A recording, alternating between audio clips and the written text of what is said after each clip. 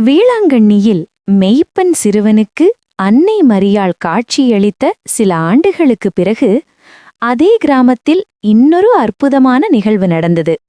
16ஆம் நூற்றாண்டின் இறுதியில் வேளாங்கண்ணி கிராமத்தில் ஒரு ஏழை விதவை வாழ்ந்து வந்தாள்.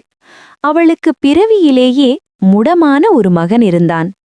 வாழ்க்கையை நடத்துவதற்காக அந்த முடமான சிறுவன் நடுத்திட்டு என்று அழைக்கப்படும் ஒரு உயரமான இடத்தில் மோர் விற்பான். அங்கு கிளைகள் விரிந்த ஒரு பெரிய ஆலமரம் இருந்தது. விதவை தன் மகனை சுமந்து கொண்டு அந்த இடத்துக்கு வந்து ஒரு பானை மோர் வைத்து விற்பனை செய்யச் செய்வாள். வெயிலில் சோர்வடைந்து வரும் பயணிகள் அந்த ஆலமர நிழலில் ஓய்வெடுத்தபோது அந்த சிறுவனிடம் மோர் வாங்கி குடிப்பார்கள். ஒருநாள் மிகவும் கடுமையான வெப்பம் இருந்தது. சிறுவன் வாடிக்கையாளர்களுக்காக காத்திருந்தான். ஆனால் நீண்ட நேரமாக யாரும் வரவில்லை. அவன் சற்று ஏமாற்றமடைந்து இருந்தான்.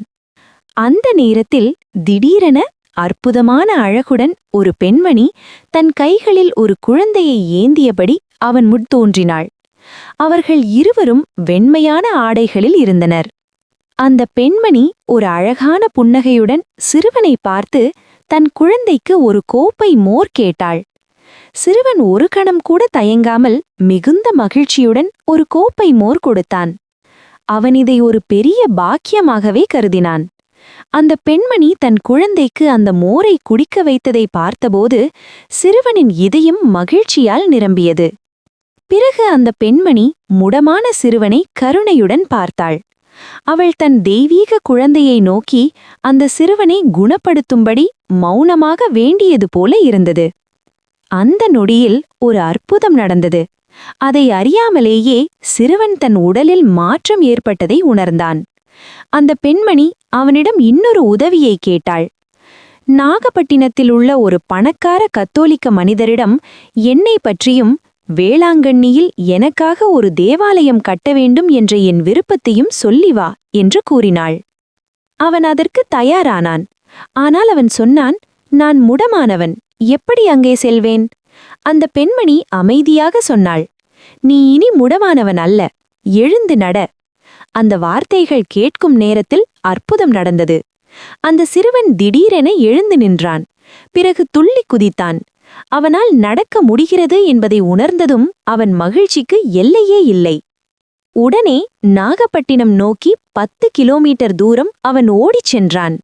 நாகப்பட்டினத்தை அடைந்ததும் அந்த பணக்கார கத்தோலிக்க மனிதரிடம் அந்த தெய்வீக காட்சியைப் பற்றி கூறினான். அன்னையின் தோற்றத்தையும் வேளாங்கண்ணியில் தேவாலயம் கட்ட வேண்டும் என்ற அவளுடைய விருப்பத்தையும் தெரிவித்தான். அந்த மனிதருக்கு அந்த பையனை நம்புவதில் எந்த சந்தேகமும் இல்லை. ஏனெனில் முந்தைய இரவு அவருக்கும் அன்னையின் தரிசனம் கனவில் ஏற்பட்டிருந்தது. அந்த செய்தியால் மகிழ்ந்த அவர் வேளாங்கண்ணியில் ஒரு சிறிய ஓலைக்கூரை தேவாலயத்தை கட்டினார். அதில் ஒரு பலிபீடம் அமைக்கப்பட்டது. அந்த பலிபீடத்தில் குழந்தை இயேசுவை கையில் ஏந்திய அன்னை மரியாளின் அழகான சிலை வைக்கப்பட்டது. அதுவே இன்று உலகம் முழுவதும் புகழ்பெற்ற வேளாங்கண்ணி ஆரோக்கிய மாதா ஆலயத்தின் எளிய தொடக்கமாகும். அன்னையிடம் பிரார்த்தனை செய்தவர்களுக்கு பல குணப்படுத்தல்கள் நிகழ்ந்தன. அதனால் அன்னை மரியாள் ஆரோக்கியத்தின் அன்னை வேளாங்கண்ணி மாதா என்று அழைக்கப்படத் தொடங்கினார். மரியே வாழ்க. ஆமேன். லைக், காமெண்ட், ஷேர், சப்ஸ்கிரைப் பண்ணுங்க.